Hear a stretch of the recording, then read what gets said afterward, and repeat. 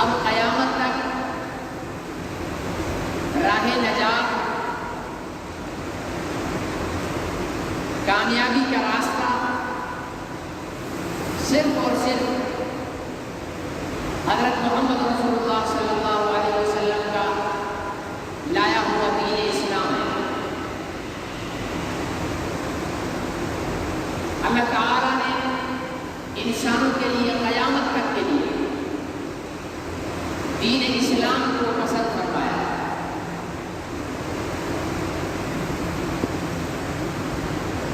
دین اسلام مذہب اسلام نہیں، دین اسلام۔ اللہ نے یہ نہیں کہا کہ ان المذہب عند اللہ الاسلام، اللہ کے ہاں مذہب اسلام ہی معتبر ہے، کہا کہ ان الدین عند اللہ الاسلام۔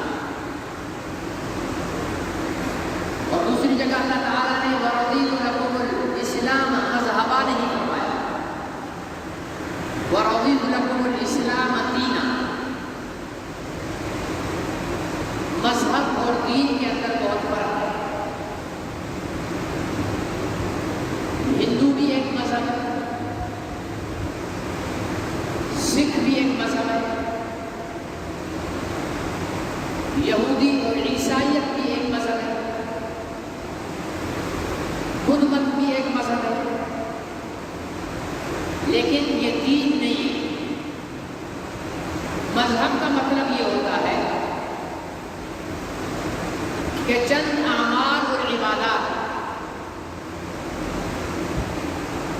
بس اس کے مجموعے کو مذہب کہتے ہیں۔ اور دین 24 گھنٹے کی زندگی گزارنے کا طریقہ جہاں سے ملے وہ دین ہے۔ اور مسلمان کی 24 گھنٹے کی زندگی گزارنے کا طریقہ اللہ رب العزت نے دین اسلام کے اندر بتایا۔ آپ کو زندگی گزارنے میں کسی بھی موڑ پر کسی دوسرے مذہب سے اور دوسرے مذہب والے سے معلومات لینے کی، ہدایات لینے کی ضرورت نہیں۔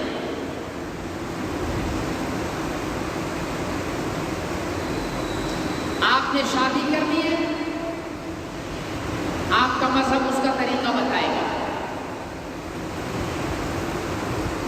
آپ غمزدہ ہیں تو آپ کا دین اس کا طریقہ بتائے گا۔ آپ کے ہاں بچے کی ولادت ہے تو آپ کا دین اس موقع کی تعلیم بھی دیتا ہے۔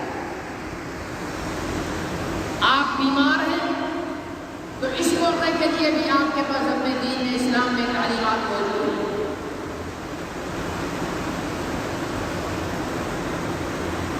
انسان کے ماں کے پیٹ میں آنے سے لے کر قبر کے پیٹ میں جانے تک، یہ جو اس درمیان کی انسان کی زندگی ہے، دین اسلام کے اندر اس میں تعلیمات اس کی موجود ہیں۔ بدقسمتی سے مسلمانوں کے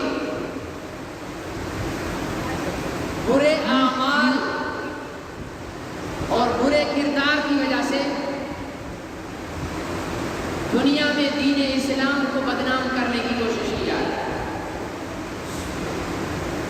مسلمان چوری کرتا ہے تو پروپیگنڈا کیا جاتا ہے کہ یہ اسلام نے سکھایا ہے۔ مسلمان دھوکہ دیتا ہے تو کہا جاتا ہے کہ یہ اسلام نے سکھایا ہے۔ تو ہمارے اپنے اعمال کی وجہ سے اسلام کو بدنامی کا سامنا کرنا پڑ رہا ہے۔ ضرورت اس امر کی ہے کہ ہم اسلام کی اصل تعلیمات پر عمل پیرا ہوں۔ وہ تعلیمات ہمیں پسند ہوں یا نہ پسند ہوں، اسلام کی تعلیمات پر عمل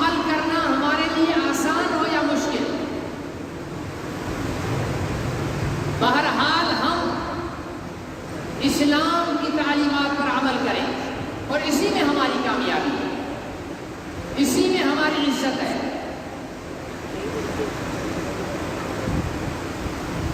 اسلام نے ہمیں سال کے اندر 2 خوشی کے مواقع عطا فرمائے، اور اسلام نے کوئی بھی چیز بے مقصد نہیں ہے۔ اگر آپ نے خوشی بھی کرنی ہے تو اس کا بھی ایک مقصد ہے۔ آپ نے عید الفطر منائی تو عید الفطر منانے کا اور اس کی خوشی کا ایک مقصد ہے کہ آپ نے پورا مہینہ روزے رکھے، اب روزوں کی تعداد مکمل کر لی، ماہ رمضان مکمل ہوا، تو اب روزے کی پابندی سے آپ آزاد ہو گئے، تو آپ خوش ہوئے کہ ہم نے پورا مہینہ اللہ تعالی کے حکم پر، اس کی مرضی کے مطابق ہم نے اپنے کھانے پینے کے شیڈیول کو تبدیل کیا، ہمارے اٹھنے بیٹھنے کا شیڈیول تبدیل ہو گیا، ہم اللہ کے لیے دن بھر بھوکے رہے، ہم نے راتوں کو اٹھ کر تراویح پڑھی اور معمول سے ہٹ کر قرآن پاک کی تلاوت کی، تو ایک مومن کے لیے اس سے بڑی خوشی کیا ہو سکتی ہے؟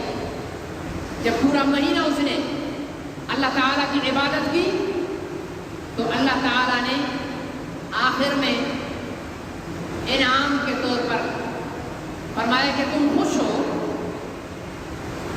میری عبادت کر کے، تم خوش ہو میرے کہنے پر روزے رکھ کر، تو چلو اس خوشی کا اظہار ایسے کرو کہ تم 2 رکعت نماز پڑھو اور میرا شکر ادا کرو، صاف کپڑے پہن کر آؤ، نہا دھو کر آؤ، خوشبو لگا کر آؤ، اپنے لباس سے، اپنی وضاحت سے اس خوشی کا اظہار ہونا چاہیے۔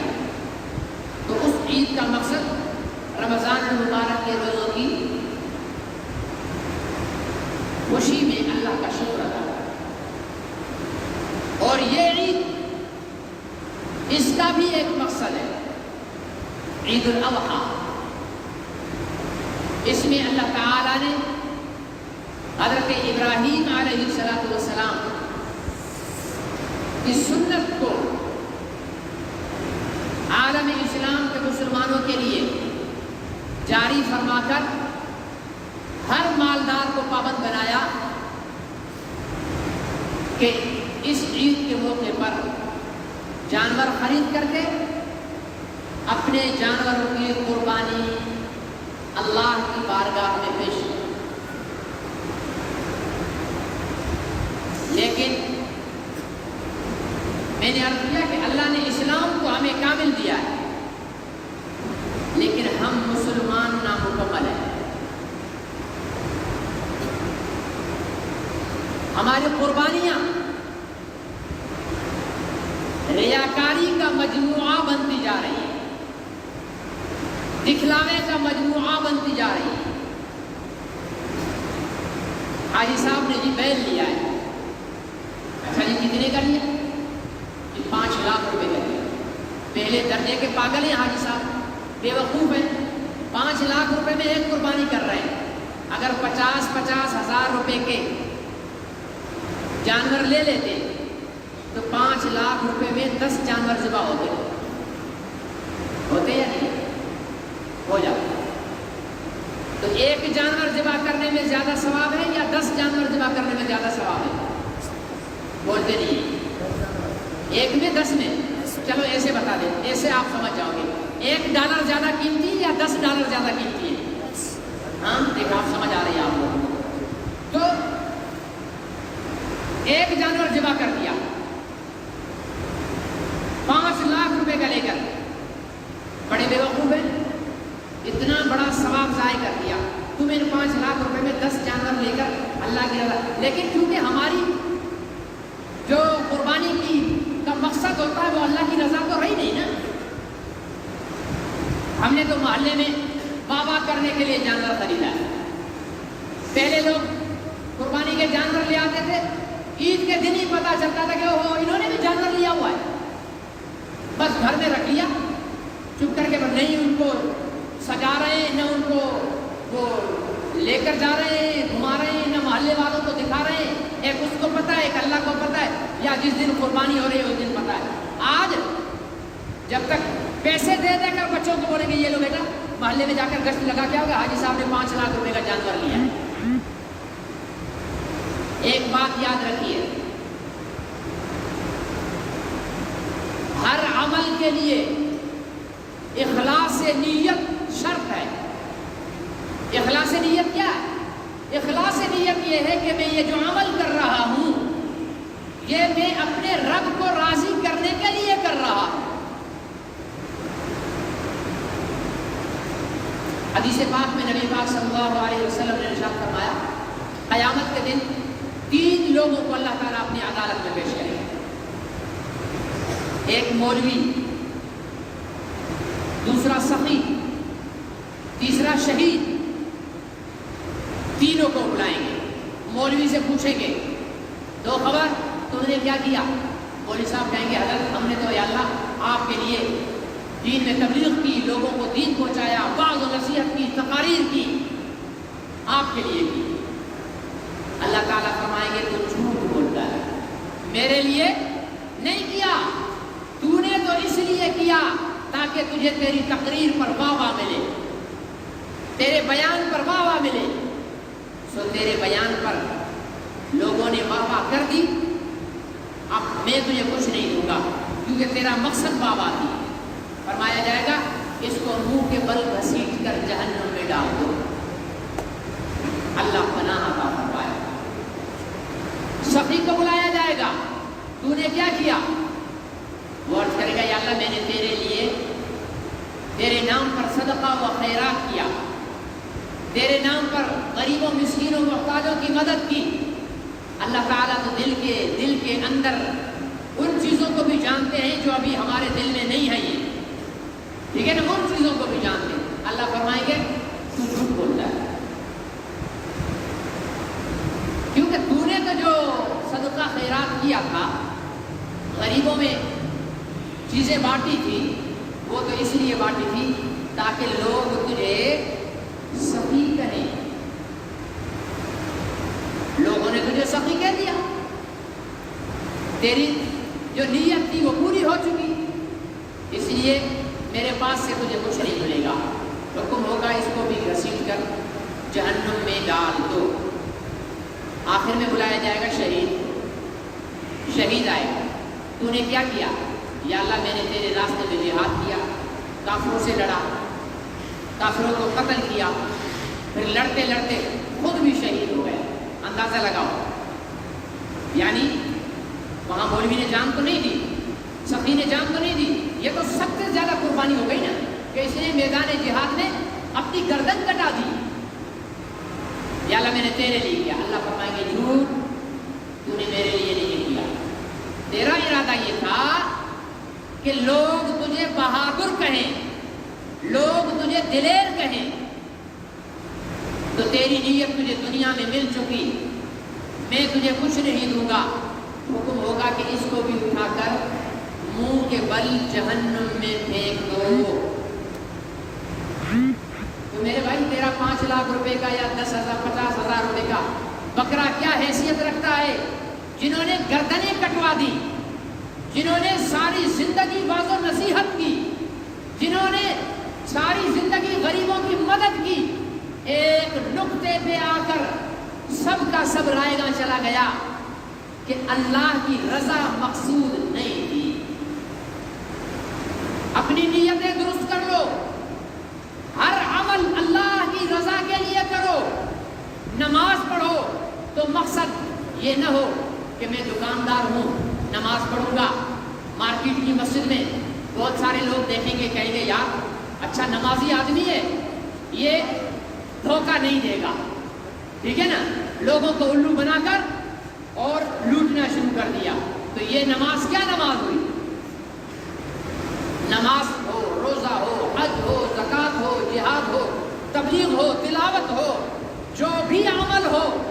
خالص اللہ کے لیے ہو۔ آپ خود جائزہ لے لو، ہماری قربانیاں اللہ کے لیے کتنی ہیں؟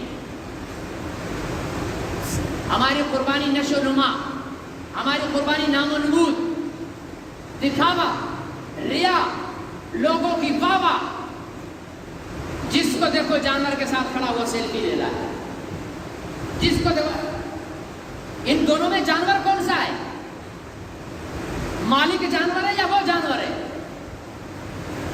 یہ تو اللہ کے لیے نہیں ہو رہا۔ جس کو دیکھو تو اپنا جو ہے وہ پبلسٹی میں لگا ہوا ہے۔ اللہ کے لیے کام کرنے والے اس قسم کی حرکتیں نہیں کرتے، وہ صرف اللہ کے لیے کرتے ہیں۔ اس لیے میرے بھائیوں، جن جن حضرات نے قربانیوں کے ارادے کر رکھے ہیں، وہ یہاں اٹھنے سے پہلے اپنی نیتوں کو درست کر لیں کہ جو غلطی ہمارے سے ہو چکی، ہمیں معلوم نہیں تھا، اب ہم نے سن لیا، اب ہمارا عمل صرف اللہ کی رضا کے لیے۔ دوسری بات،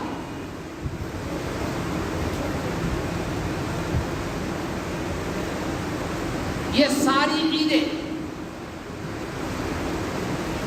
یہ خوشیاں، یہ عبادات، ہر وہ عمل جس کے ذریعے سے ہم اپنے رب کو راضی کر کے جنت تک پہنچ سکتے ہیں، یہ ہمیں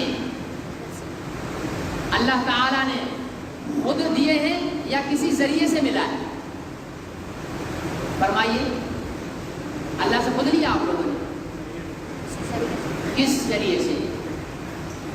نبی پاک کے ذریعے سے، نبی پاک کے ذریعے سے۔ مجھے نہیں لگ رہا کہ آپ عید پڑھنے کے لیے آئے ہو، اتنے سست انداز میں بیٹھے ہوئے ہو کہ ہم بول بھی نہیں سک رہے ہیں، لیکن مجھے تو ایسا لگ رہا ہے جیسے محرم کی مجلس پڑھنے کے لیے آئے ہوئے ہیں۔ بھائی ایسے نہیں کرو، عید پڑھنے آئے ہو تو اپنے چہروں کو کھلاؤ۔ آپ کے چہروں میں کیا کریں، ہمارے چہرے کھلتے ہی نہیں ہیں، بدعمل جو ہم اتنے ہو گئے، ٹھیک ہے نا؟ کبھی ہنستے بھی ہیں تو وہ بھی جھوٹا ہنسی ہوتی ہے۔ ہم نے اتنی بدعمالیاں کر لی ہیں، ہم نے اتنی نافرمانیاں کر لی ہیں، ہم نے رب کے حکموں کو اتنا توڑا ہے، ہم نبی پاک صلی اللہ علیہ وسلم کی سنتوں کو اتنا کچلا ہے کہ اللہ ہم سے اتنا ناراض ہو گیا ہے، اتنا ناراض ہو گیا ہے کہ 2 سال ہو گئے اپنا دروازہ ہم پہ بند کیا ہوا۔ یہ دوسرا سال ہے، مسلمان حج پہ نہیں جا سکتا، مسلمان حج پہ نہیں جا سکتا، یہ دوسرا سال ہے، اور یہ ایک سازش ہے، یہ ایک چال ہے۔ 4-5 سال اس طرح چلتا رہا تو مسلمانوں کے دلوں سے حج کی عبادت کا تصور ختم ہو جائے گا۔ اب تو یہ ہے نا کہ ٹنڈو آدم کی 3 لاکھ آبادی میں اگر 3000 آدمی حج پہ چلا گیا تو پورے ٹنڈو آدم میں لوگوں کے زبان پر حج کا تذکرہ رہتا ہے۔ ارے بھائی سنا، وہ یار حج پہ چلا گیا، بڑا خوش نصیب تھا۔ ارے بھائی سنا، وہ بھی حج پہ چلا گیا۔ ارے بھائی میری والدہ حج پہ گئی ہے۔ ارے جناب میری بہن حج پہ گئی ہے۔ ہر ایک کی زبان پہ یہ ہوتا، اور ہر ایک کی زبان پہ یہ ہوتا کہ یار اللہ مجھے بھی حج کی توفیق نصیب فرمائے۔ تو پورے دنیا میں حج حج حج کی بات چل رہی ہوتی تھی۔ 2 سال سے سنا ہے کہ فلانا حج پہ گیا، فلانا عمرے پر گیا، نہیں گیا۔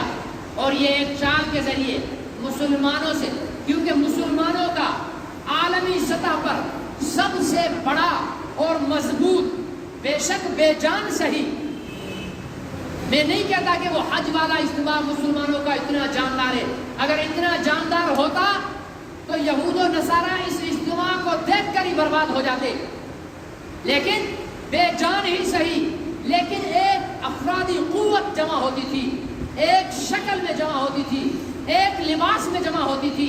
کوئی عرب ہے، کوئی عجم ہے، کوئی انگریزی بول رہا ہے، کوئی اردو بول رہا ہے، کوئی فرانسیسی ہے، کوئی جیپنیز ہے، چائنیز ہے، لیکن سب کی زبان پر ایک ہی جملہ ہوتا تھا، لبیک اللہم لبیک، لبیک لا شریک لک لبیک ان الحمد والنعمت لک والملک لا شریک لک. ہر ایک کی زبان پر ہوتا تھا اللہ اکبر لا الہ الا اللہ واللہ اکبر وللہ الحمد. لیکن 2 سال سے اس اسلام کے تشخص کو ختم کرنے کی کوشش کی گئی ہے.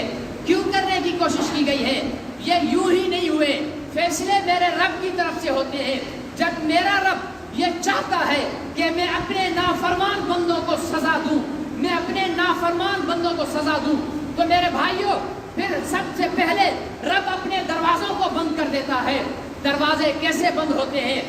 جاہل، نالائق اور بے غیرت قسم کے حکمرانوں کو مسلط کر دیا جاتا ہے، اور پھر وہ یہ حرکتیں کرتے ہیں اور حج پر پابندی لگا دیتے ہیں.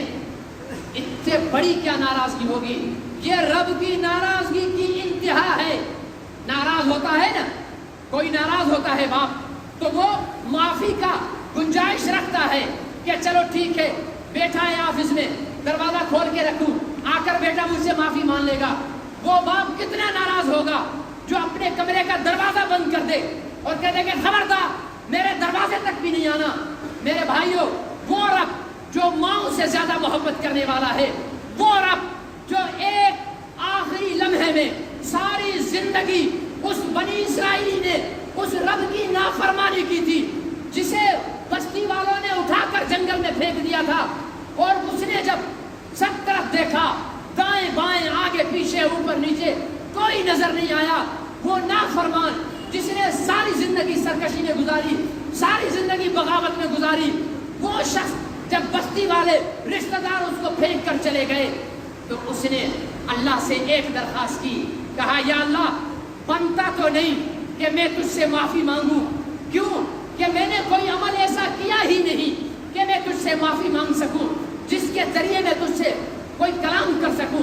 لیکن یا اللہ ایک بات عرض کرتا ہوں، سب نے چھوڑ دیا، بیوی بچوں نے چھوڑ دیا، گھر والوں نے چھوڑ دیا، بستی والوں نے پھینک دیا، اب تیری رحمت سے ایک امید لگا کر سوال کرتا ہوں، اگر مجھے معاف کر دینے سے تیری خدائی میں کمی آ جائے، تیری ربوبیت میں کمی آ جائے، تیری طاقتوں میں کمی آ جائے، تیرے خزانوں میں کمی آ جائے، تیری رحمت کم پڑ جائے، تو بے شک مجھے معاف نہ کرنا. لیکن اگر تیری معاف کر دینے سے تیرے خزانوں میں کوئی کمی نہیں آتی تو یا اللہ میں معافی کی درخواست کرتا ہوں. موسیٰ علیہ السلام کو وحی ہوئی، موسیٰ جاؤ فلانے جنگل میں میرا دوست مرا ہوا ہے، اس کا جنازہ پڑھو اور اعلان کر دو کہ جو اس کا جنازہ پڑھے گا اسے بھی معاف کر دوں گا، اسے بھی معاف کر دوں گا. اتنا کریم اللہ، اتنا رحیم اللہ، اتنا شکور اللہ، اس اللہ کو ہم نے، اور کتنا مہربان اللہ. بنی اسرائیل نے کہا اے موسیٰ آپ اللہ کے کلیم ہیں، اپنے رب سے عرض کریں نا کہ بارش برسائے. موسیٰ علیہ السلام پوری قوم کو میدان میں لے کر کھڑے ہو گئے اور ہاتھ اٹھائے، یا اللہ بارش برسا.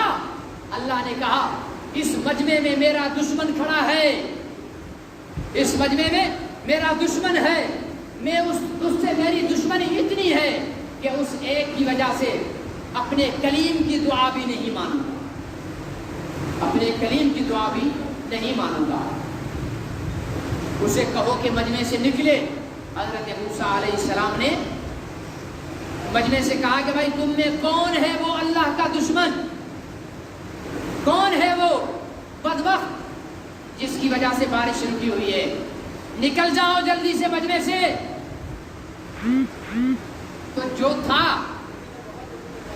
اسے تو پتا تھا نا، دوسروں کو تو پتا نہیں تھا، لیکن جو نافرمان تھا اسے پتا تھا. اس کے سامنے 2 راستے تھے. ایک راستہ کیا تھا کہ مجمع سے نکل جائے، مجمع سے نکل جائے کہ بھائی میری وجہ سے بارش بند ہے، میں نکل جاؤں تاکہ بارش ہو. لیکن یہ راستہ ایسا تھا کہ اس میں رسوائی تھی. اس میں کیا تھا؟ رسوائی. سب کے سامنے نکلے گا، سب تھو تھو کریں گے کہ لعنت ہو تیری شکل پر بدبخت، تو ہے وہ کمینہ جس کی وجہ سے بارش نہیں ہو رہی. دوسرا راستہ اللہ تعالیٰ سے معافی کا تھا، اللہ سے معافی کا. وہی کھڑے کھڑے ہاتھ نہیں اٹھائے، ہاں ہونٹ نہیں ہلائے، زبان سے نہیں بولا، دل ہی دل میں بولا یا اللہ اگر میں یہاں سے نکلوں گا تو رسوا ہو جاؤں گا. بس آج مجھ پر پردہ ڈال دیجئے اور مجھ سے راضی ہو جائیے, بارش برسا دیجئے, آئندہ آپ کی مان کر چلوں گا. اللہ تعالیٰ نے بارش برسا دی. کیا کیا؟ کتنی دیر لگی؟ 4-5 گھنٹے لگے اللہ کو منانے میں؟ لگے؟ نہیں لگے, پل لگے. اور رب مان گیا, بارش ہو گئی. لوگوں نے کہا موسیٰ آپ کو اللہ کے پیغمبر ہیں, آپ ایسی باتیں کیسے کر رہے ہیں؟ کوئی بندہ نکلا بھی نہیں اور بارش بھی برس گئی. کلیم اللہ نے اللہ سے کلام کیا, یا اللہ یہ کیا ہوا؟ بارش برسا دی آپ نے, ہم نے تو کسی کو نکلتے نہیں دیکھا. فرمایا کہ جس کی وجہ سے بارش روکی تھی اسی کی وجہ سے بارش برسا دی, اسی کی وجہ سے بارش برسا دی ہے. موسیٰ نے عرض کیا یا اللہ وہ کون سا بندہ ہے ذرا ہمیں تو دکھا. اللہ نے فرمایا کہ اس پر پردہ ڈالنے کے لیے ہی تو بارش برسائی. اتنا مہربان اللہ. اگر آج اس اللہ نے اپنے در ہم پر بند کر رکھے ہیں, اتنا ناراض کہ مت آؤ میرے پاس, نہیں آؤ میرے پاس, نہیں چاہیے تمہاری معافی, تو کیا کیا ہے ہم نے؟ ہمارے اندر منافقت, ہمارے اندر جھوٹ, ہمارے اندر تہمت, ہمارے اندر رشوت, ہمارے اندر سود, ہمارے اندر زنا, ہمارے اندر شراب, ہمارے اندر گالی, ہمارے اندر تانا, ہمارے اندر نام بگاڑ کر بات کرنا, ہمارے اندر ایک مسلمان کو تکلیف پہنچانا, اذیت پہنچانا, کسی کی پگڑی اچھالنا, کسی پر تہمت لگانا, روزے نہ رکھنا, نماز نہ پڑھنا, کاروبار میں دھوکہ, چوری, فراڈ, یہ سارے وہ جرائم ہیں. اور سنو, ہم وہ مجرم ہیں, ہم وہ مجرم ہیں جنہوں نے جرم پر شرمندہ ہونا بھی چھوڑ دیا ہے. ایک مجرم وہ ہوتا ہے جو جرم کرتا ہے لیکن اندر ہی اندر کڑتا ہے کہ ہائے میں نے یہ کیا کر دیا, میں نے یہ کیا کر دیا, اتنا بڑا جرم کر دیا, اپنے رب کو ناراض کر دیا, اپنے اللہ کو ناراض کر دیا. زنا کرنے والا زنا کر کے شرمندہ ہوتا تھا, چوری کرنے والا چوری کر کے شرمسار رہتا تھا, رشوت لینے والا رشوت لے کر شرمسار ہوتا تھا. لیکن میرے بھائیوں میں کیا بتاؤں, ہم مسلمانوں کی کہانی, میں آپ کی نہیں, میں ہم کا لفظ استعمال کر رہا ہوں تاکہ آپ یہ نہ سمجھ لیں کہ مولوی صاحب اپنے آپ کو ہم سے اونچا سمجھ رہے ہیں. نہیں نہیں, میں بھی آپ کا حصہ ہوں, میں بھی آپ کا شریک ہوں. ہم نے ایسے ایسے گناہ کر کے, آج کا معاشرہ کیا کرتا ہے آپ کو پتہ نہیں ہے, دوسرے کی بیٹی کو پٹا کر ڈیٹ پر لے جا کر 10 دوستوں کے سامنے فخر سے بولتا ہے کہ یار میں نے تو فلانی کو پٹا لیا. اس سے بڑا جرم کیا ہوگا؟ دوسرے کی بچی کی عزت لوٹنے کے بعد اپنے دوستوں کی مجلس میں بیٹھ کر کہتا ہے یار میں نے تو فلانی کے ساتھ منہ کالا کر لیا ہے. اور سننے والے دوست یہ نہیں کہتے کہ تیرے پر لعنت ہو, تیری شکل پہ لعنت ہو, تو ڈوب کے مر جا. نہیں نہیں, کوئی اسے یہ نہیں سمجھاتا ہے کہ ارے تو نے دوسرے کی عزت پر ہاتھ ڈالا ہے, تیری بھی تو گھر میں بہن بیٹھی ہوئی ہے, تیری بھی تو گھر میں بیوی بیٹھی ہوئی ہے. اگر تیری بہن اور تیری بیٹی پر کسی نے حملہ کیا تب تیری کیا حالت ہوگی؟ نہیں نہیں, ہمارے معاشرے کی گراوٹ کو تو دیکھیے, ہماری اخلاق کی پستی کو تو دیکھیے کہ ایک بے غیرت کو بے غیرتی کا عمل کرنے کے بعد اپنے 10 بے غیرت دوستوں کے مجلس میں بیٹھ کر دھکے کی چوٹ رب دیکھ رہا ہے, رب سن رہا ہے. اس رب نے زنا کو حرام کیا ہے, اس رب نے سود کو حرام کیا ہے, اس رب نے شراب کو حرام کیا ہے, اس رب نے رشوت کو حرام کیا ہے, اس رب نے گالی کو حرام کیا ہے. لیکن سب کچھ معلوم ہونے کے باوجود بے غیرت دوستوں کے مجمع میں فخریہ طور پر کہہ رہا ہے کہ میں نے تو فلانی کے ساتھ زنا کیا, میں نے تو فلانی کے ساتھ یوں کیا, میں نے تو فلانی کے ساتھ یوں کیا. رشوت لے کر فخر سے بول رہا ہے کہ میں نے تو اتنی رشوت کما لی. سود لے کر فخر سے بول رہا ہے میں نے تو اتنا سود لے لیا. جھوٹ بول کر فخر سے بول رہا ہے کہ میں نے تو فلانے کو ٹوپی کرا دی. دھوکہ دے کر فخر کر رہا ہے کہ میں نے تو یہ چیز اس طرح بیچ کر اتنا پیسہ کما لیا. نبی پاک نے فرمایا ہر گناہ گار کی بخشش ہو جائے گی, صرف گناہ پر اترانے والا, گناہ پر فخر کرنے والا اور گناہ کو اعلانیہ کرنے والا, ظاہر کر کے گناہ کرنے والے کی بخشش نہیں ہوگی. وہ بھی تو ہم کر رہے ہیں. اس لیے میرے عزیز دوستوں, محترم بزرگوں, وقت کا تقاضا ہے. اگر کعبے کے دروازے کھولنے ہیں, اگر روزہ رسول پر حاضری دینی ہے, اگر مسجد نبوی میں نمازیں پڑھنی ہیں, اگر مدینہ کی فضاؤں میں سانس لینا ہے, اگر آب زمزم پینا ہے اور پھر صفا مروہ کی سعی کرنی ہے, اگر عرفات اور منا میں جانا ہے, تو اس سے پہلے رب کو منانا ہوگا، اور رب کو منانے کے لیے زنا چھوڑنی ہوگی، رب کو منانے کے لیے سود چھوڑنا ہوگا، رب کو منانے کے لیے رشوت چھوڑنا ہوگی، رب کو منانے کے لیے جھوٹ چھوڑنا ہوگا، رب کو منانے کے لیے زنا چھوڑنا ہوگی، رب کو منانے کے لیے گالی دینا بند کرنا ہوگا، رب کو منانے کے لیے غیبت کرنا چھوڑنا پڑے گا، رب کو منانے کے لیے بے قصور پر تہمت لگانا بند کرنا ہوگی۔ یہ سب چیزیں بند کر کے اپنے رب کو منا لو۔ رب اتنی جلدی مانے گا کہ رب کعبہ کی قسم کھا کر کہتا ہوں کہ یہاں بیٹھے بیٹھے اگر ہم صدق دل سے 2 قطرے آنسو بہا کر اپنے گناہوں پر پشیمان ہو کر یہ صرف کہتے ہیں کہ میرا مولا آج کے بعد میں تیری نافرمانی نہیں کروں گا، تو اللہ تعالیٰ اٹھنے سے پہلے ہمارے گناہوں کو ایسا معاف فرما دیں گے جیسے کیے ہی نہیں تھے۔ تو میرے عزیز دوستوں محترم بزرگوں، اپنے گناہوں سے توبہ کرتے ہو؟ بولو جی ہم نے گناہ کیے کب ہے جو توبہ کریں؟ کرتے ہو؟ چلو جو اپنے آپ کو گناہگار سمجھتا ہے وہ بولے یا اللہ میری توبہ، بولو یا اللہ میری توبہ، یا اللہ میری توبہ، میں نے بس کیا، تیرے آگے جھکا، میں نے ہار مان لی، تو سب سے طاقتور، تیرے سے کوئی نہیں لڑ سکتا، تو سب سے قوی، تیرے کو کوئی نہیں جھکا سکتا، بس تیرے سامنے جھکنے میں خیر ہے، یا اللہ اپنی گردن کو جھکا کر تیرے سامنے حاضر ہوں، میں توبہ کرتا ہوں۔ کرتے ہو نا بھائی؟ توبہ کرتے ہو نہیں کرتے ہو؟ بولتے نہیں ہو۔ اصل میں سب کا ذہن گوشت کی طرف لگا ہوا ہے کہ مولوی جان چھوڑے ہم جانور ذبح کریں اور ٹکے بنائیں، بوٹیاں بنائیں اور کھائیں، ٹھیک ہے نا؟ تو اس لیے توبہ کی طرف ذہن ذرا مشکل سے جا رہا ہے۔ تو میرے عزیز دوستوں محترم بزرگوں، آخری بات، یہ ساری خوشیاں، یہ اعزازات، یہ عیدیں، یہ رمضان، یہ ہمارا مساجد میں اکٹھا ہونا، یہ قرآن کی نعمت، یہ روزے کا انعام، یہ نمازوں کے فریضے، ہاں یہ سارا کچھ ہمیں ملا حضرت محمد رسول اللہ صلی اللہ علیہ وسلم سے۔ ملا یا نہیں ملا؟ ملا۔ اور اگر حضرت محمد رسول اللہ صلی اللہ علیہ وسلم کو بیچ میں سے ہٹا دیا جائے تو کیا خیال ہے اسلام باقی رہے گا؟ نہیں رہ سکتا۔ یہ سب تو ان کا صدقہ ہے۔ ہم نے تو اللہ کو دیکھا بھی، کس نے دیکھا ہے؟ ہاتھ کھڑا کرے جس نے اللہ کو دیکھا ہے۔ دیکھا؟ نہیں دیکھا۔ جس نے نہیں دیکھا وہ تو ہاتھ کھڑا کر دے۔ اچھا سب نے نہیں کیا مطلب کچھ نے دیکھا ہے، چھپا رہے ہیں۔ تو اللہ کو ہم میں سے کسی نے نہیں دیکھا، لیکن کتنے اللہ ہیں؟ جن کا ایمان ہے وہ تو بولے ہیں کتنے اللہ ہیں؟ تو ایک اللہ ہے۔ دیکھا نہیں پھر بھی کہتے ہو۔ یہ جو قرآن ہے یہ کس کا کلام ہے؟ آپ نے خود اللہ سے سنا؟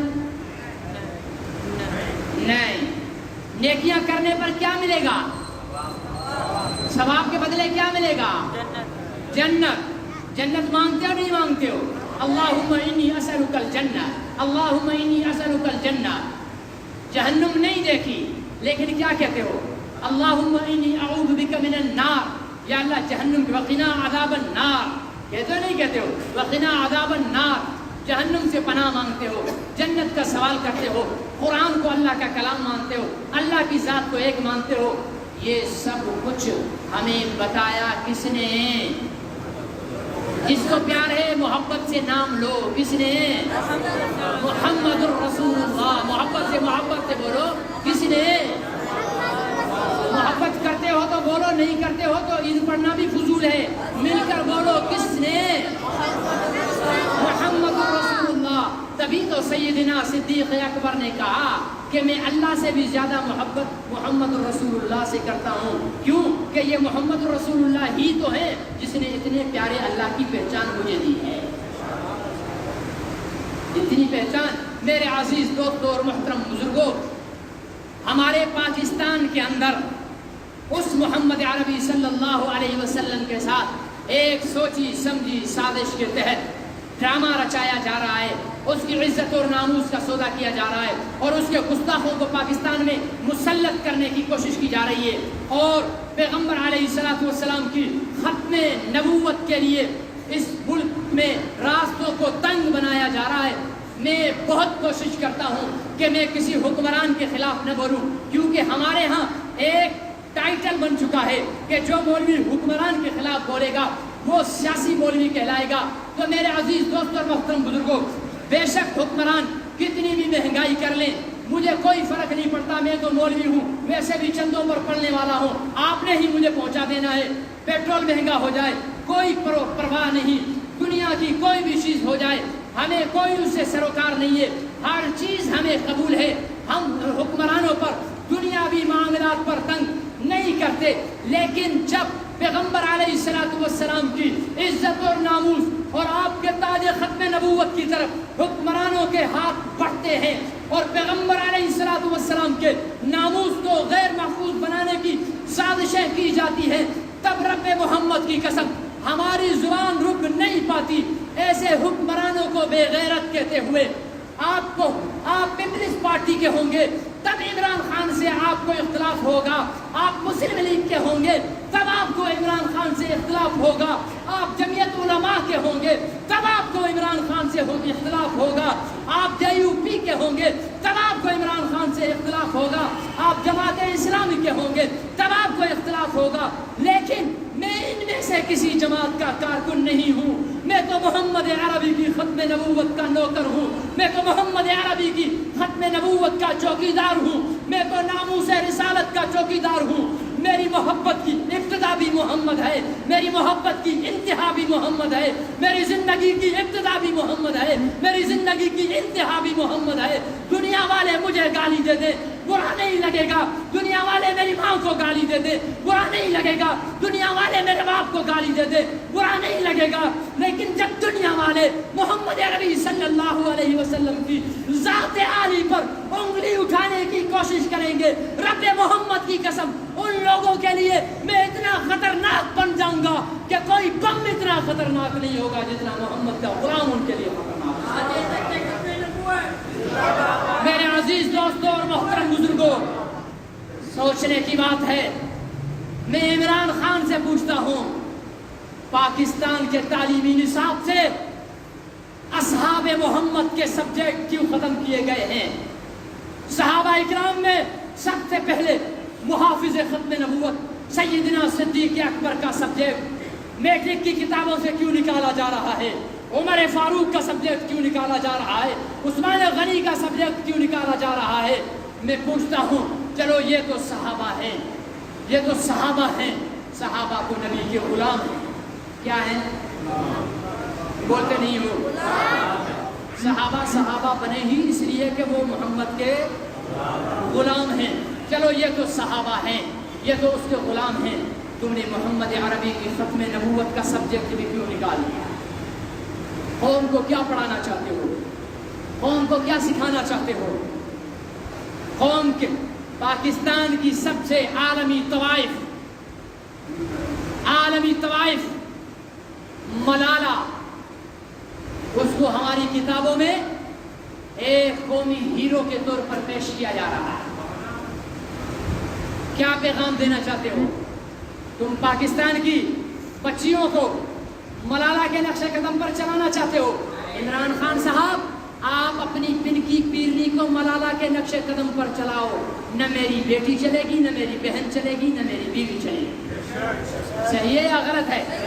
آپ کو شوق ہے خدا آپ کو بیٹیاں دے، سب کو ملالہ کے نقش قدم پر چلاؤ، مجھے کوئی اعتراض نہیں، لیکن محمد کی غلام، محمد کی امت کی بچیاں کبھی بھی اس طوائف کے نقش قدم پر نہ چلیں گی، نہ اس کو ہیرو مانتی۔ وہ تو فاطمہ کے نقش قدم پر چلے گی، وہ تو عائشہ کے نقش قدم پر چلے گی۔ میری ماں کی تو ہیرو عائشہ ہے، میری بچیوں کی تو ہیرو فاطمہ ہے۔ ہاں، میری بچیوں کی آئیڈل تو فاطمہ ہے، حفصہ ہے، رقیہ ہے، زینب ہے، خدیجہ ہے، اور میری نوجوان نسل کا ہیرو ابو بکر صدیق، عمر فاروق، عثمان غنی، علی المرتضیٰ، حضرت سیدنا امیر معاویہ، ہاں صحابہ اکرام ہیں۔ عمران خان صاحب، آپ یہ سمجھتے ہوں گے کہ مجھے آپ سے دشمنی ہے، لیکن واللہ العظیم آپ سے مجھے کوئی دشمنی نہیں ہے، آپ سے مجھے کوئی دشمنی، حالانکہ میں جانتا ہوں کہ آپ زانی ہو، حالانکہ میں جانتا ہوں کہ آپ کی ایک حرام کی بیٹی سیتا وائٹ سے بھی ہے، مجھے معلوم ہے، لیکن اس کے باوجود اس مسئلے پر میں آپ سے ناراض نہیں ہوں، اس لیے کہ ہمارے باقی سیاستدانوں کی بھی ایسی حرام کی بیٹیاں ہیں، باقی سیاستدان بھی زنا، وہ بھی دودھ کے دھلے نہیں ہیں، فرق یہ ہے کہ آپ کی حرام کی بیٹی سامنے آ گئی ہے، دوسروں کی آئی نہیں ہے، ٹھیک ہے نا؟ اس لیے اس مسئلے پر میں آپ سے ناراض نہیں ہوں، جیسے آپ زانی دوسرے سیاستدان بھی زانی، آپ شرابی دوسرے بھی شرابی، آپ کوئی اور نشہ کرتے ہوں گے، ہمارے دوسرے سیاستدان کوئی اور نشہ کرتے ہوں گے، مجھے آپ سے اختلاف نبی کی ختم نبوت سے بے وفائی کرنے پر ہے، مجھے آپ سے اختلاف آسیہ ملعونہ گستاخ رسول کو پاکستان سے باعزت باہر بھجوانے پر ہے، آپ اپنے ان چیزوں کو ختم کرو، آپ ہمارے لیے نواز شریف جیسے ہو، آپ ہمارے لیے زرداری جیسے ہو، آپ حکومت میں ہو، لمبی لمبی چھوڑی تھی کہ ریاست مدینہ بناؤں گا، ریاست مدینہ کیا بنائی ہے؟ مبارک ہو، آپ لوگوں کو مبارک ہو، اللہ آپ کی بیویوں کی حفاظت کرے، آمین نہیں بولنا، اتنے بیزار بیٹھے ہو، کہتے ہو کہ مولوی صاحب بھلے مرے نہ، بیویوں سے بیزار ہو اسی لیے تو آمین نہیں بولے، اللہ آپ کی بیویوں کی حفاظت کرے، اللہ میری بہنوں کی حفاظت کرے، اللہ میری ماؤں کی حفاظت کرے، اللہ میری بچیوں کی حفاظت کرے، آپ کے پاکستان میں قومی اسمبلی اور سینٹ سے یہ بل ریاست مدینہ جدیدہ کے خلیفہ مسلمین امیر المومنین حضرت سیدنا عمران خان صاحب دامت برکاتہ العالیہ نے بل پاس کروا لیا ہے، کیا کہ اگر کسی کی بیوی اپنے دوست کے ساتھ بیٹھی ہو اور شوہر کہے کہ تم اس کے ساتھ کیوں بیٹھی ہے، تو بیوی شوہر کو جواب نہیں دے گی، پولیس اسٹیشن کال کرے گی کہ میرا شوہر مجھے اپنے دوست کے ساتھ بیٹھنے پر ڈانٹ رہا ہے، اس کو میرے گھر سے لے جاؤ۔ یہ آپ کے پاکستان میں قانون آ چکا ہے، بولو اس قانون بنانے والوں پر لعنت یا رحمت؟ غیرت مند بولے، باقی نہ بولے، یہ قانون بنانے والوں پر لعنت یا رحمت؟ یا اللہ پن کی پیرنی کا کوئی بوائے فرینڈ کھڑا کر دے، آمین بولو، یا اللہ پن کی پیرنی کا کوئی بوائے فرینڈ کھڑا کر دے، پھر دیکھتا ہوں کہ عمران خان کیسے چپ رہتا ہے۔ کہا کہ کسی کی بیٹی اگر رات کو دیر سے آئے، باپ اس سے پوچھ لے بیٹا اتنی رات ہے گئے تک کہاں تھی، بیٹی فون کرے گی پولیس کو کہ اس کو لے جاؤ میرا ابا پاگل ہو گیا ہے، خامخواہ میرے کو تنگ کر رہا ہے، پولیس اس کو لے جائے گی۔ اور سنو، ایسا قانون بنایا ہے، ایسا قانون بنایا ہے کہ اس اگر باپ نے ایک دفعہ، دو دفعہ، تین دفعہ یہ حرکت نہ چھوڑی تو کیا کریں گے؟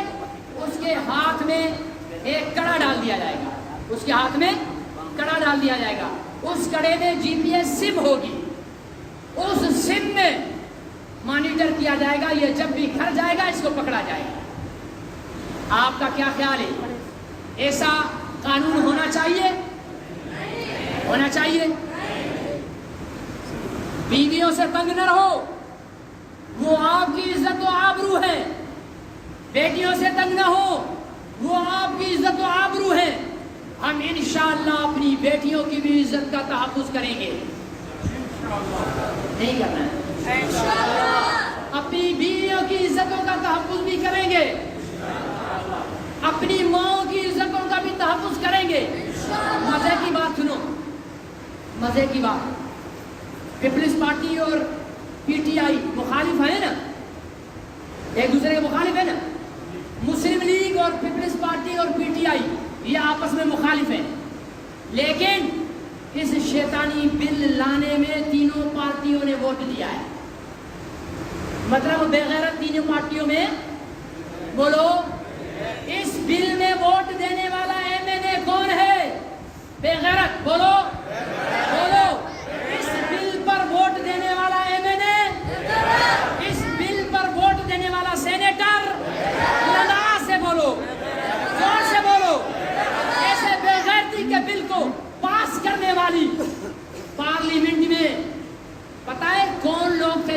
ووٹ نہیں دیا، مذہبی جماعتیں، مولویوں نے ووٹ نہیں دیا، اس لیے کہ مولوی بے غیرت ہے، مولوی بے غیرت ہے۔ یہ ہمارا ٹیسٹ ہے۔ پہلا بل ہماری بہنوں، بیویوں، بیٹیوں کی عزت کا پاس کیا گیا ہے۔ اگلا بل نبی کے ناموس پر ڈاکہ ڈالنے کا ہوگا۔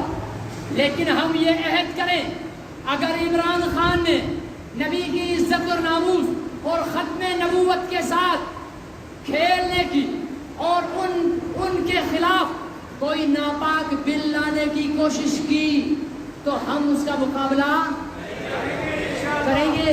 جو کریں گے وہ بولیں، جو نہیں کریں گے بھلے چپ رہیں۔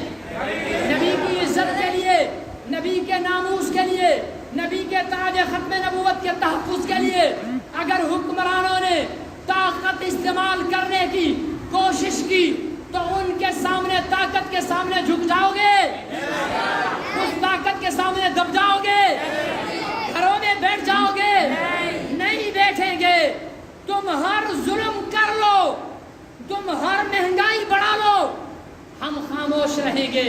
نبی کے ناموس کے ساتھ بدماشی کرو گے، تمہیں بھی توڑ دیں گے، تمہارے لانے والوں کو بھی توڑ دیں گے۔ مقابلہ کریں گے۔ کون اپنے نبی کے ناموس کی عزت کے لیے مقابلہ کرے گا؟ کھڑے ہو کر یہ عہد کرو، یہ اعلان کرو، ہم اپنی جان، اپنی مال، اپنی عزت، اپنی آبرو نبی کے مدینے والے پیغمبر کی جوتیوں پر قربان کرنے کے لیے تیار ہیں، اپنی جانیں قربان کرنے کے لیے تیار ہیں، اپنا مال قربان کرنے کے لیے تیار ہیں، ہر چیز قربان کر دیں گے اپنے پیغمبر پر آنچ آنے، اپنے پیغمبر پر آنچ آنے۔ نعرہ تکبیر، نعرہ تکبیر، تاجدار ختم نبوت، تاجدار ختم نبوت، تاجدار ختم نبوت، تاجدار ختم نبوت۔ صفحے سیدھی کر۔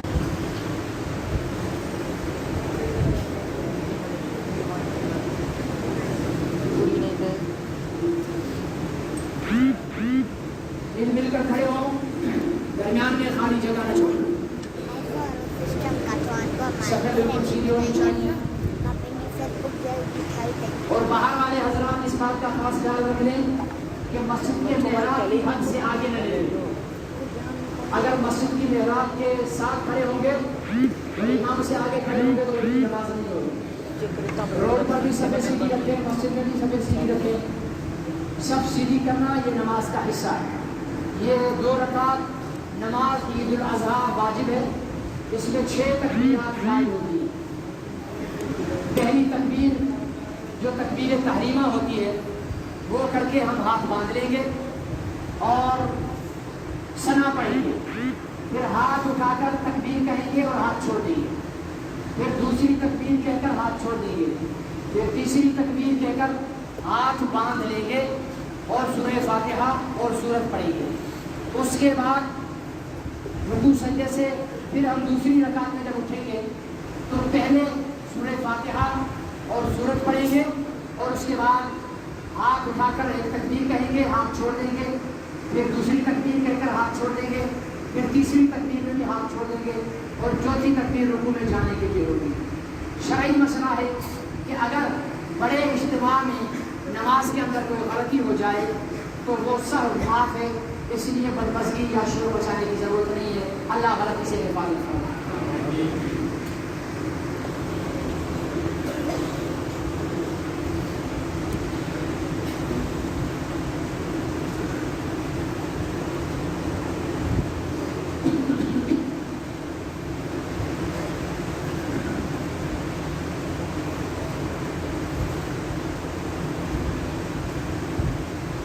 سووا صفوفكم أقيموا واعتدلوا وسدوا الخلل۔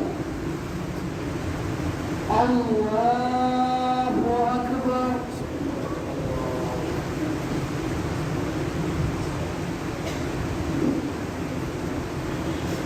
الله أكبر۔ الله أكبر۔ الله أكبر.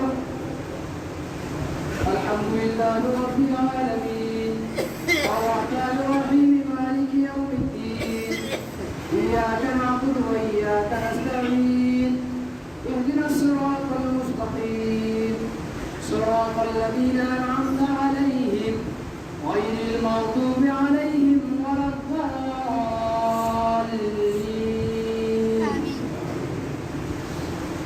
سبح اسم ربك الأعلى الذي خلق فسوى والذي قدر فهدى والذي أخرج المرعى فجعله غثاء أحوى سنقرئك فلا تنسى إلا ما شاء الله إنه يعلم الجهر وما يخفى ونيسرك لليسرى فذكر إن نفعت الذكرى سيذكر من يخشى ويتجنبها الأشقى الذي يصلى النار الكبرى ثم لا يموت فيها ولا يحيا قد أفلح من تزكى وذكر اسم ربه فصلى بل تؤثرون الحياة الدنيا والآخرة خير وأبقى إن هذا لفي الصحف الأولى صحف إبراهيم وموسى. الله أكبر.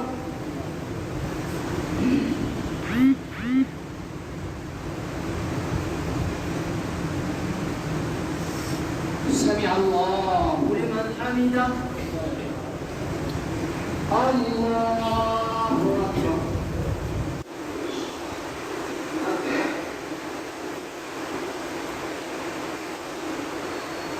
الله أكبر. الله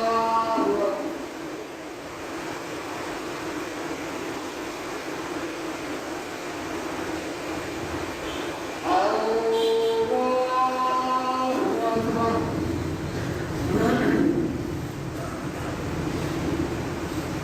الحمد لله رب العالمين الرحمن الرحيم مالك يوم الدين إياك نعبد وإياك نستعين اهدنا الصراط المستقيم صراط الذين أنعمت عليهم غير المغضوب عليهم ولا الضالين.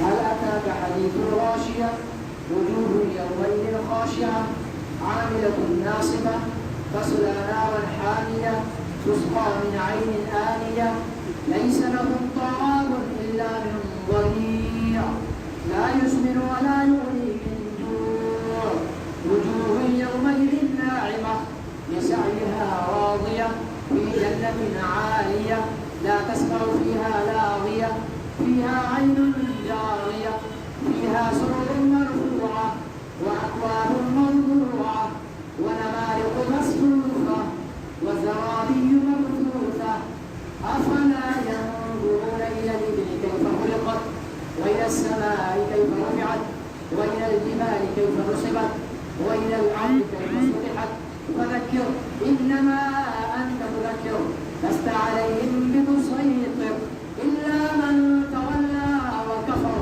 ويعذبه الله العذاب الأكبر إن إلينا إيابهم ثم إن علينا حسابهم. الله أكبر. الله أكبر. الله أكبر. الله أكبر.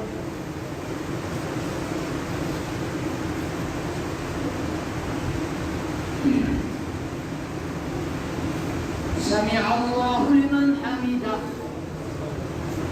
الله أكبر.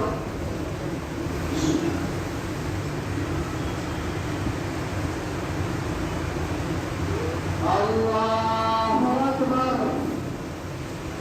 الله أكبر.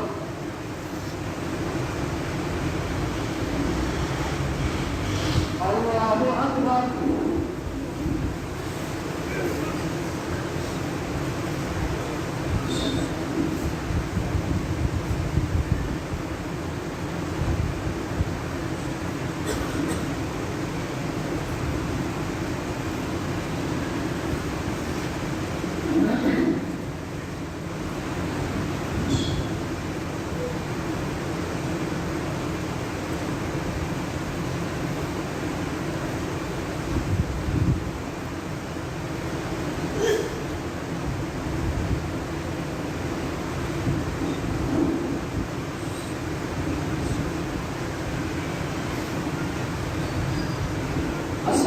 عليكم ورحمة الله.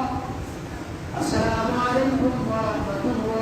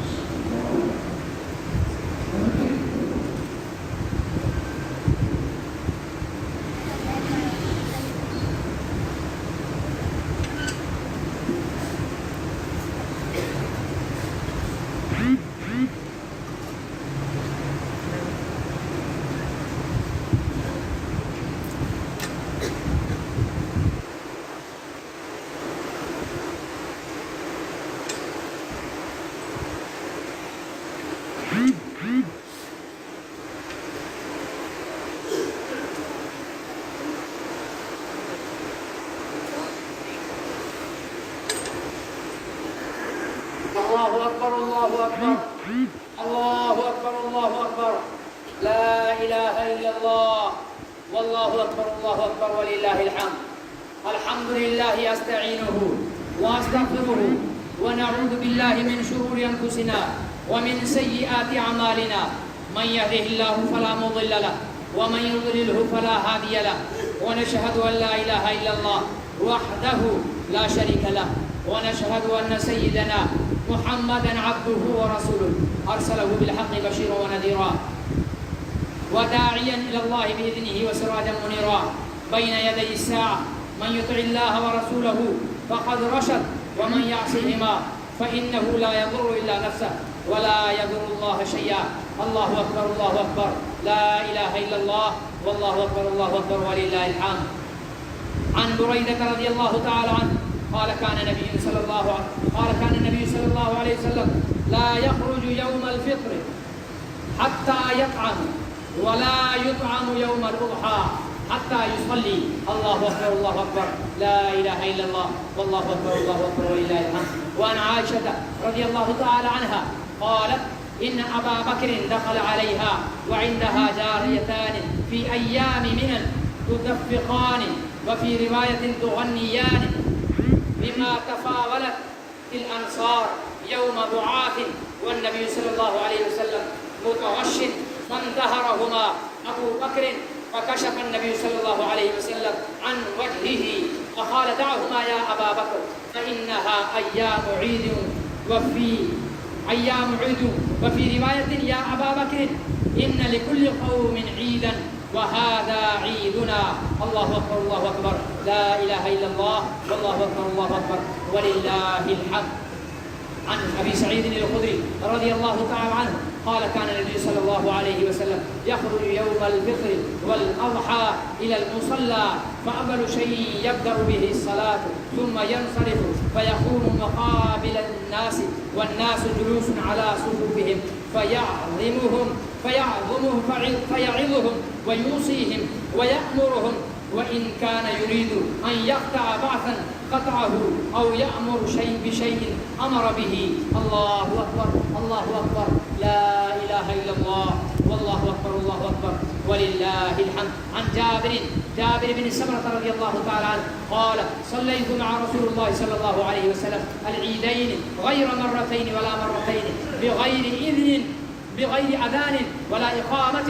الله أكبر الله أكبر لا إله إلا الله والله أكبر الله أكبر ولله الحمد. عن ابن عمر رضي الله تعالى عنه قال كان رسول الله صلى الله عليه وسلم وأبو بكر وعمر يصلون العيدين قبل الخطبة.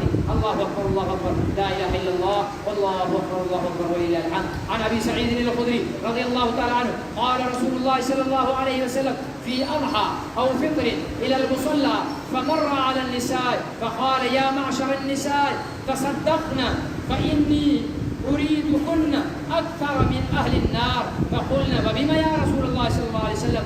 قال تكثرون اللعنة وتكفرن عشيرة وما رأيت من ناقصات عقل ودين أذهبا للب الرجل حازم من إحداكن.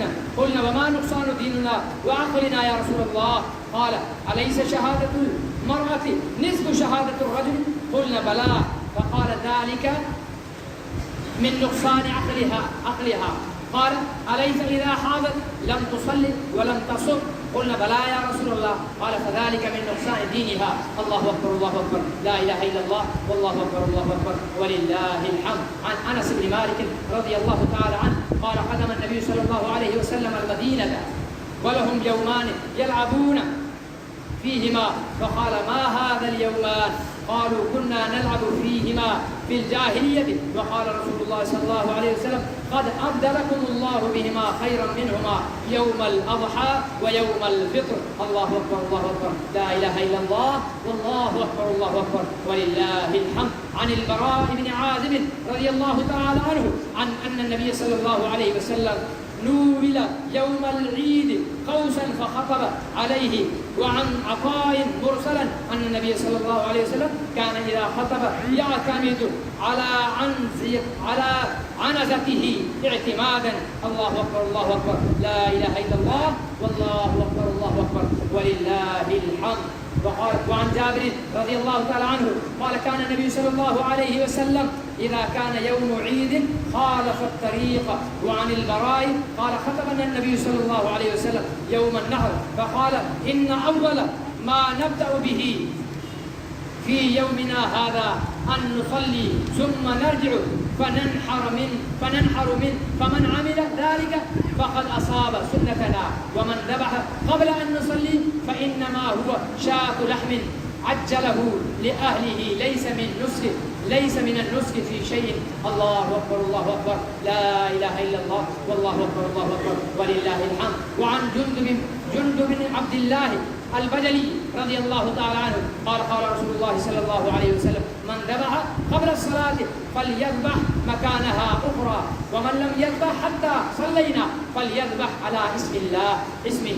الله أكبر الله أكبر، لا إله إلا الله، والله أكبر الله أكبر ولله الحمد. وعن ابن عمر رضي الله تعالى عنهما قال كان رسول الله صلى الله عليه وسلم يذبح وينحر بالمصلى. وعن أبي الحويرث أن رسول الله صلى الله عليه وسلم كتب إلى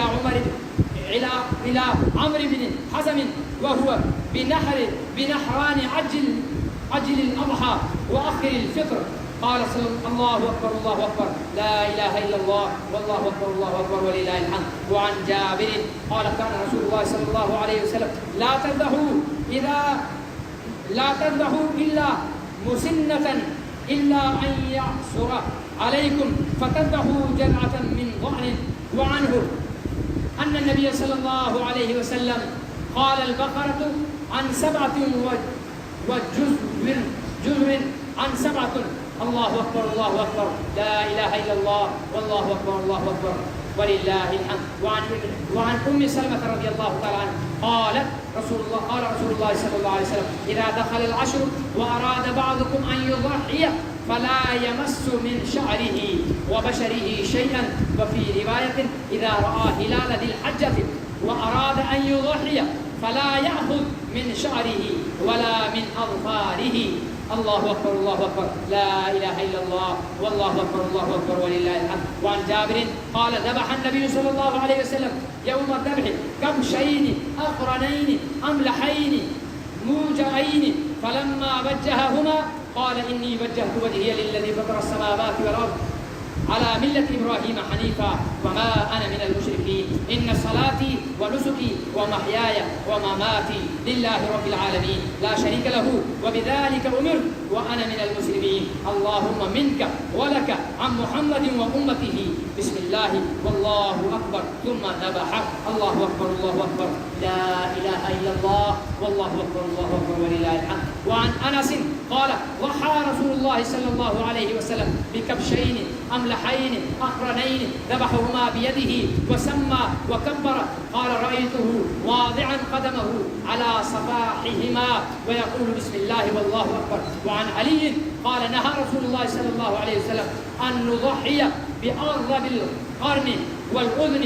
وعنه وقال أمرنا رسول الله صلى الله عليه وسلم أن نستشرف العين والأذن وأن لا نضحي بمقابلة ولا مدابرة ولا شرقاء ولا خرقاء. وعن البراء بن عازب رضي الله تعالى عنه أن رسول الله صلى الله عليه وسلم سئل ماذا يتقى من الضحايا فأشار بيده فقال 4 أرجاء البينة ذرعها والعوراء البينة عورها والمريضة البينة مرضها والعجفاء التي لا تنقي.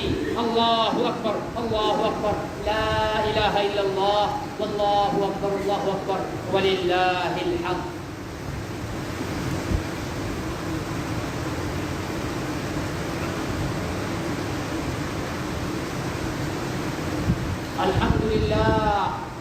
الحمد لله نحمده ونستعينه ونستغفره ونؤمن به ونتوكل عليه ونعوذ بالله من شرور أنفسنا ومن سيئات أعمالنا من يهده الله فلا مضل له ومن يضلله فلا هادي له ونشهد أن لا إله إلا الله وحده لا شريك له ونشهد أن سيدنا وسندنا وحبيبنا ونبينا ومولانا محمدا عبده ورسوله. قال الله تبارك وتعالى في الكلام المجيد والفرقان الحميد فلما بلغ معه السعي قال يا بني إني أرى في المنام أني أذبحك فانظر ماذا ترى قال يا أبت افعل ما تؤمر ستجدني إن شاء الله من الصابرين. وقال تعالى في مقام آخر ما كان محمد أبا أحد من رجالكم ولكن رسول الله وخاتم النبيين وكان الله بكل شيء عليما. وقال النبي صلى الله عليه وسلم أنا آخر الأنبياء وأنتم آخر الأمم. وقال عليه الصلاة والسلام الله الله في أصحابي لا تتخذوهم من بعد غرضا فمن أحبهم فبحبي أحبهم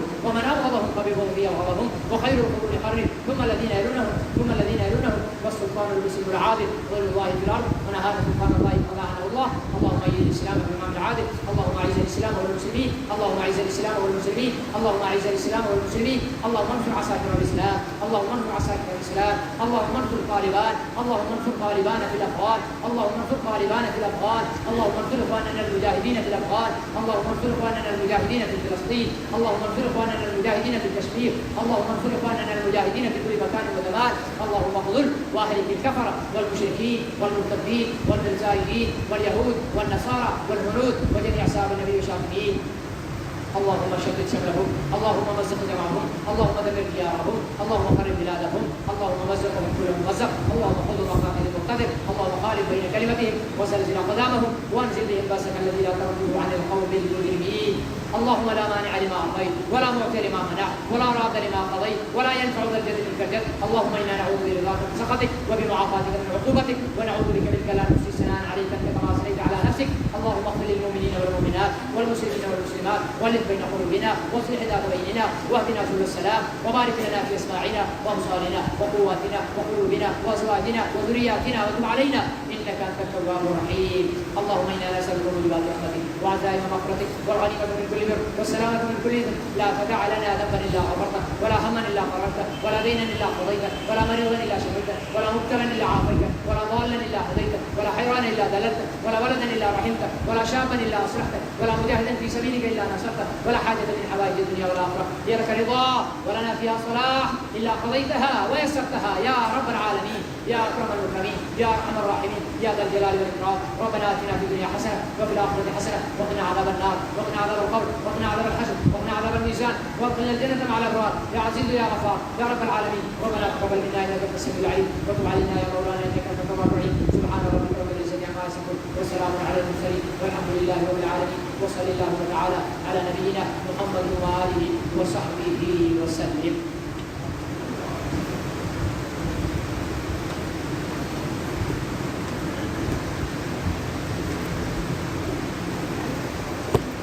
الحمد لله رب العالمين والعاقبة للمتقين والصلاة والسلام على خاتم الأنبياء والمرسلين وعلى آله وصحبه أجمعين. یا اللہ ہمارے اجتماع کی عید کو قبول فرما. یا اللہ تمام حاضرین کی نماز عید کو قبول فرما. یا اللہ تمام حاضرین کے گناہوں کو معاف فرما. یا اللہ تمام حاضرین کے خطاؤں کو معاف فرما.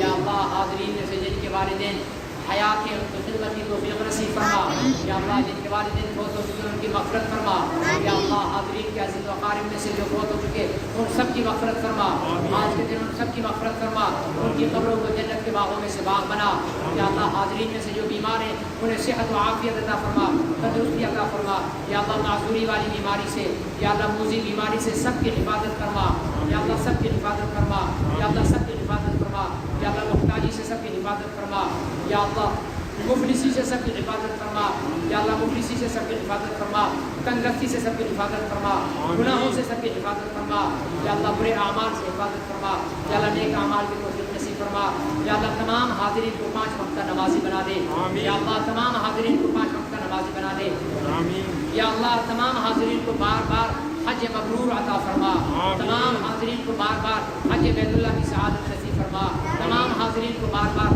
روضہ رسول کی زیارت نصیب فرما روضہ رسول پر حاضری نصیب فرما یا اللہ تمام حاضرین کو اٹھنے سے پہلے گناہوں خطاؤں کو معاف فرما یا اللہ کشمیری بھائیوں کی مدد فرما فلسطین کے بھائیوں کی مدد فرما یا اللہ افغان طالبان کی مدد فرما افغان طالبان کی مدد فرما افغانستان کی دھرتی پر عمارت اسلامیہ کو قائم فرما یا اللہ عمارت اسلامیہ میں قیام میں افغانستان کے مجاہدین کی مدد فرما یا اللہ برما کے مظلوموں کی مدد فرما یا اللہ چیچنیا بوسنیا کے مظلوموں کی مدد فرما عراق اور لیبیا کے مسلمانوں کی مدد فرما یا اللہ پوری دنیا میں جہاں جہاں مسلمان اپنی آزادی کی جنگ لڑ رہے ہیں انہیں کامیابی عطا فرما انہیں کامیابی عطا فرما مسلمانوں کو غیرت مند حکمران نصیب فرما یا اللہ پاکستان کی حفاظت فرما یا اللہ پاکستان کی فوج کے قدموں کو مضبوط بنا یا اللہ سپاہیوں کو مضبوط بنا سپاہیوں کے حوصلوں کو بلند فرما یا اللہ پاکستان کی جغرافیائی سرحدات کے محافظ فوج ہے یا اللہ اس کو مدد فرما یا اللہ پاکستان کی نظریاتی سرحدات کے محافظ علماء ہیں یا اللہ علماء کی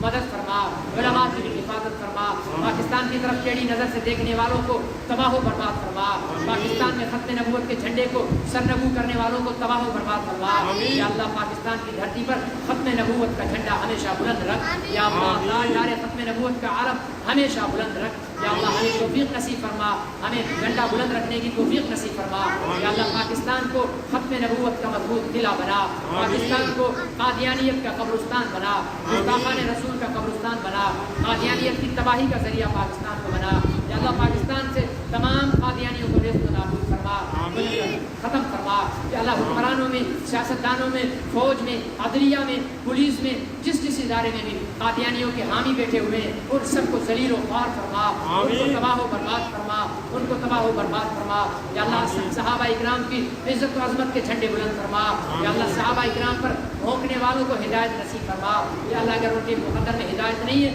تو انہیں بھی تباہ و برباد فرما یا اللہ ہمیں دین پر چلنے والا بنا ہمیں دین پر چلنے والا بنا یا اللہ حجاج اکرام نے مخصوص تعداد میں حج ادا کیا یا اللہ ان کو اپنی بارگاہ میں قبول فرما ان کے حج کو قبول فرما ان کے حج کے عمل میں ہمیں شریک ثواب میں شریک فرما لے یا اللہ پوری دنیا میں عالم اسلام میں جہاں جہاں مسلمان قربانیاں کر چکے یا کر رہے ہیں یا کریں گے اپنی بارگاہ میں سب کی قربانیوں کو اپنی بارگاہ میں قبول فرما لے یا اللہ ان قربانیوں کو ہماری بخشش کا ذریعہ بنا دے ہماری نجات کا ذریعہ بنا دے ایمان میں ترقی کا ذریعہ فرما دے ہمارے صالحہ کا ذریعہ فرما دے ربنا آتنا فی الدنیا حسنہ وفي الآخرة حسنة وقنا عذاب النار وقنا عذاب القبر وقنا عذاب الحشر وقنا عذاب الميزان وقنا الجنة مع الأبرار يا عزيز يا غفار يا رب العالمين ربنا تقبل منا إنك أنت السميع العليم وتب علينا يا مولانا إنك أنت التواب الرحيم سبحان ربك رب العزة عما يصفون وسلام على المرسلين والحمد لله رب العالمين وصل اللهم تعالى على نبينا محمد وآله وصحبه أجمعين برحمتك يا أرحم الراحمين تمام حاضرین کو حضرت والد صاحب کی طرف سے اور میری طرف سے بہت بہت عید مبارک